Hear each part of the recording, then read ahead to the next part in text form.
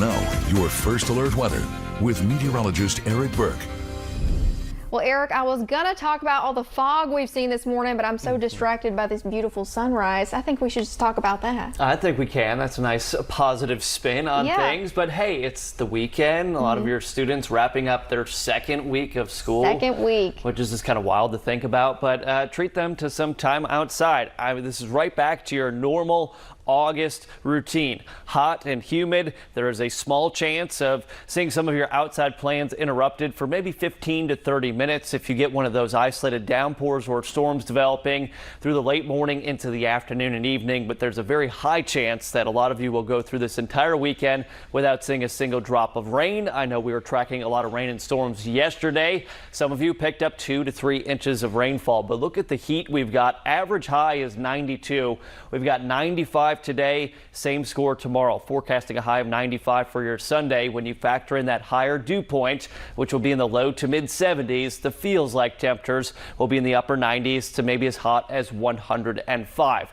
This morning, Claudia did mention there is fog out there. If you're traveling through Jackson County on 72 there, down to 1 mile visibility. It's been very dense up there in parts of Giles County, Pulaski, Middle Tennessee, and all the areas that saw some heavy rainfall yesterday. You're probably waking up to some dense fog. One of the exceptions being this beautiful look here indicator, the River City. Good morning to you. Fly HSV Delta Cam out at Pryor Field. You're at 70 degrees, very calm conditions out on the Tennessee River here this morning. A lot of boats coming out of the marina to go try and catch some fish. But we go closer to Huntsville here, looking at the Parkway, north and southbound traffic volume. Very light, 619 on a Saturday. But we do have that dense fog to deal with. We've got our first hurricane of the season, and it is a major Category 4 storm. Hurricane Aaron right now, 130 mile per hour sustained winds.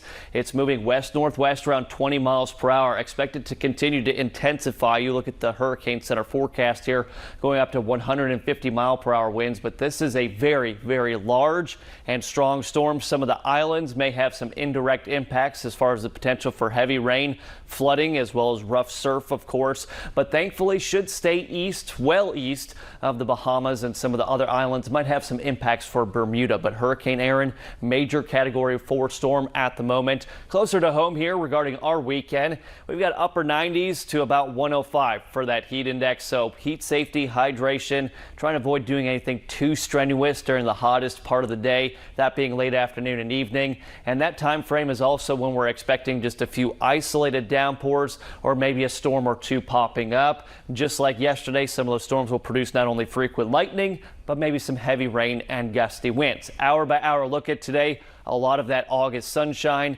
Temperatures continue to warm into the low to mid 90s, but feeling like 100 plus degrees.